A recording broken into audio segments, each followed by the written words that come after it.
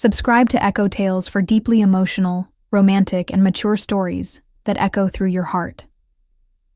Don't forget to like, share, and comment to support meaningful storytelling.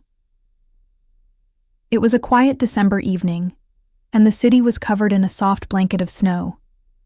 The streets of Prague were almost empty, and the snowflakes fell slowly, like little secrets from the sky.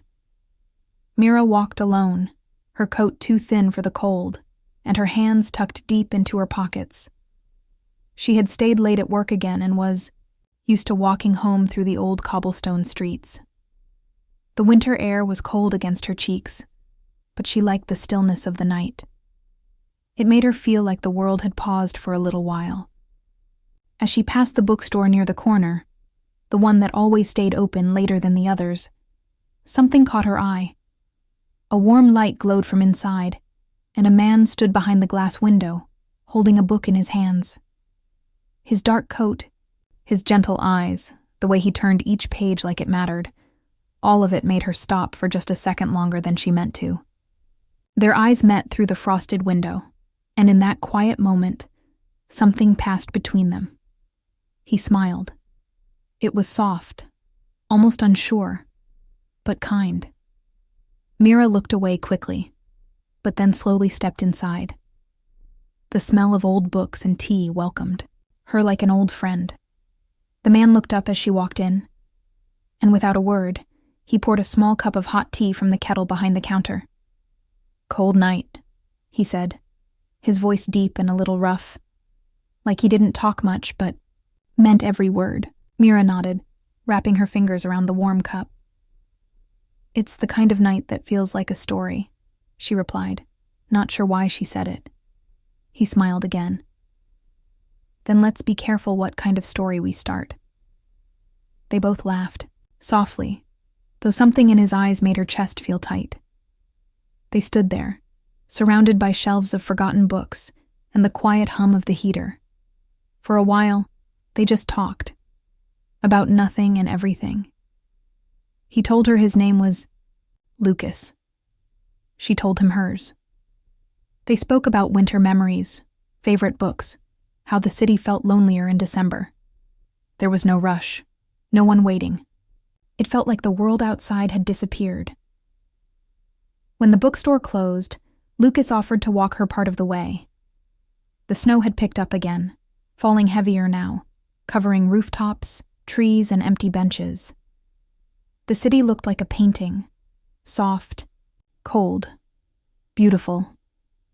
They walked side by side, their steps slow, matching the rhythm of falling snow. They talked more, laughed a little, and sometimes said nothing at all. But even the silence felt full, not empty. As they reached a small square, Lucas paused under a narrow awning. The snowflakes danced between them. He reached out gently and brushed some snow from her eyelashes. Her breath caught in her throat. His hand lingered for a second longer than it needed to. "If this were a movie," he said quietly, "this would be the part where I kiss you." Mira looked up at him, her heart thudding softly. "But it's not a movie," she whispered. He smiled, just barely. "No. It's real, and that's what makes it scarier." They stood there, still, close, unsure. Then, softly, carefully, he kissed her. It was slow and warm, like a secret shared only between the two of them. When they pulled apart, the snow kept falling, the street still quiet, the world still holding its breath. Mira leaned her head on his shoulder as they stood there, wrapped in a moment that felt too perfect to last. And yet, deep down, she already knew some moments are beautiful only because they are meant to end. That night stayed with Mira long after she returned home. Her cheeks still felt warm from Lucas's kiss, and her heart was beating faster than usual, like it hadn't calmed down since they said goodbye. She changed into her pajamas, made tea, but couldn't stop smiling. It had been such a simple night, just books, Snow, a walk. But it felt like magic. She replayed every moment in her head. The way his eyes softened when he looked at her. The quiet way he spoke. How safe she felt standing under the awning with him while snow fell all around. It wasn't just a kiss. It was something more. Something gentle and real. The kind of moment that only comes once in a while and stays with you forever. The next day, she went about her routine, but everything felt different. Coffee tasted better. The air seemed lighter. Her phone buzzed with a message from Lucas. Still thinking about that snow, she smiled and typed back, "Me too." That evening they met again, this time with no plan, no reason, just because they wanted to. Lucas took her to a quiet bridge outside the center of town, the kind tourists rarely visited. The snow hadn't fallen that day, but the air was still, cold, and their breaths came out in soft clouds. The river below flowed slowly, half frozen, and the city lights reflected off the surface like stars caught in water. They leaned against the railing, shoulder to shoulder, watching the world move gently around them. Mira told him about her childhood, how she used to dream of dancing on stages around the world, but gave it up when life got in the way. Lucas told her about the piano he once loved, the one he hadn't played in years because memories tied to it hurt too much. They were both a little broken, in quiet ways. But maybe that's why they felt drawn to each other. Because they understood silence and how sometimes it says more than words. As the sky grew darker, Lucas reached for her hand. His fingers were cold, but the way he held her was warm and careful, like he didn't want to break something delicate. She looked up at him, her eyes shining in the city lights. "This feels like a dream," she whispered. Lucas looked at her for a long moment. "Then I hope I never wake up." He kissed her again, this time longer, deeper, filled with the kind of emotion that didn't need to be explained. Mira felt herself melt into him, into the moment, into the quiet beauty of something unexpected. For a few hours, the world didn't exist beyond that bridge. It was just the two of them and the night. But underneath all of that, the laughter, the closeness, the way they looked at each other, there was a quiet truth Mira was trying to forget. She hadn't told Lucas everything. She hadn't told him about Daniel, about the ring sitting quietly in a drawer, about how she and her fiancé hadn't spoken much lately, but they were still engaged. She didn't want to think about it. She didn't want to bring that reality into something so pure. She told herself she'd figure it out tomorrow, that tonight didn't need to be complicated. Lucas didn't ask questions. Maybe he sensed something was off, or maybe he just wanted to enjoy the moment too. As the night ended and he walked her home, they held hands like people who had known each other forever. He kissed her forehead before leaving and said softly, "I'm glad we met." Mira watched him disappear into the night, her heart full and heavy at the same time. Because deep down, she knew this night was beautiful. But it was also a mistake, one that would be impossible to forget. The next morning, the sound of Mira's phone buzzing on the table pulled her out of sleep. She rubbed her eyes, still feeling warm from the memory of Lucas's arms, his kiss, his quiet smile under the falling snow. But the soft peace of the moment disappeared the second she saw the name on her phone screen. Daniel, her fiancé. The man she was supposed to build a future with. His message was simple. "Landing tomorrow. Can't wait to see you." Mira stared at the words, her heart sinking. She had been pushing this moment away, pretending it didn't matter, pretending that her night with Lucas was just something small, something harmless. But it wasn't. It had felt too real, too deep. She was caught between two worlds now, one that was safe and expected, and one that felt like something out of a dream. That day, she didn't message Lucas. She couldn't. Her chest felt heavy with guilt, but even more than that, with confusion. She had cared for Daniel once. Maybe she still did, in a quiet, distant way. But what she felt with Lucas in just 2 nights. It was different. It was alive. Yet how could she explain any of this without hurting someone, without breaking something? Evening came, and her phone stayed silent. But around 8 p.m., there was a soft knock on her door. She opened it to find Lucas, standing there with 2 paper cups of tea, snow in his hair, and that same gentle smile. "I thought I'd take my chances," he said. Mira let him in, but her smile didn't reach her eyes. She wanted to pretend everything was okay.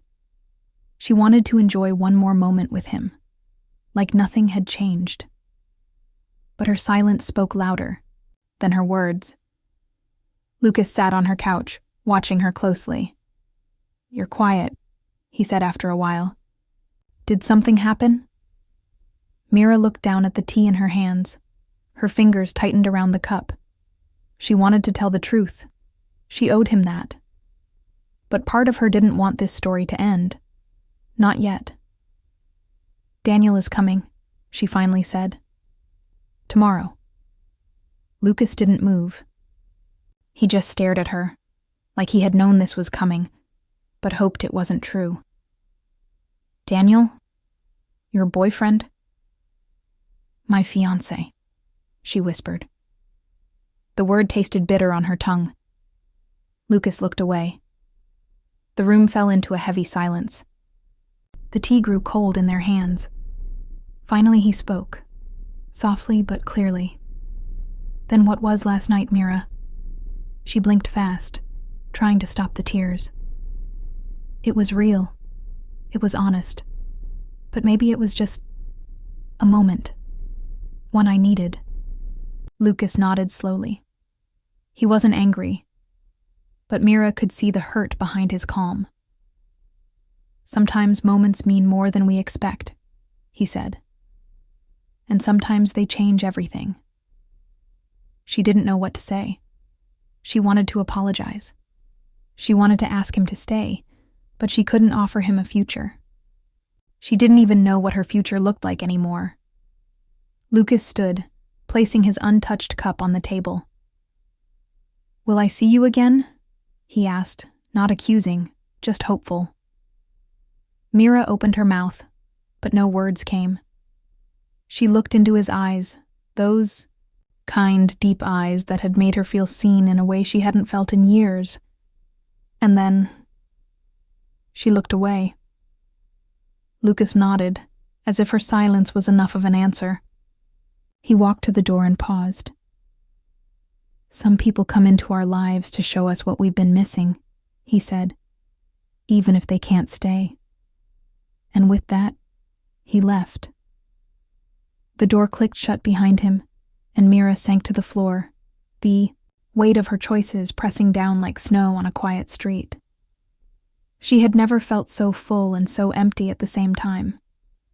She had found something beautiful, but also something she might never have again.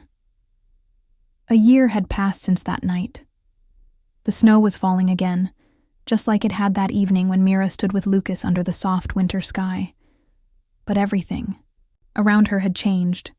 She was married now. Daniel stood beside her in every photo, his hand holding hers, his smile calm and steady. Their wedding had been beautiful, simple, quiet, with soft lights and soft music. Everyone said they looked happy. Mira smiled through it all. And maybe part of her was happy. She had chosen the safe path, the one that made sense. Daniel was kind, loyal, and had been by her side for years. But sometimes, in the quiet moments, when the house was still, when the snow fell outside her window, her mind wandered to a different kind of smile. One that wasn't captured in photos, one that didn't belong to her husband. She would think of Lucas. She hadn't seen him since that night. After he walked out of her apartment, it was as if he had disappeared from the world. No messages, no calls, no trace of him online. She had searched once or twice, even walked past the bookstore a few times, but never saw him there again. It was like he had only existed in that short window of winter, and once it closed, he melted away with the snow. But he hadn't melted from her heart. There were nights she would lie awake beside Daniel, staring at the ceiling, and remember the sound of Lucas's voice, the way he brushed snow from her eyelashes, the way he kissed her like she mattered. Not just as someone he liked, but someone he truly saw. It was that feeling she missed the most.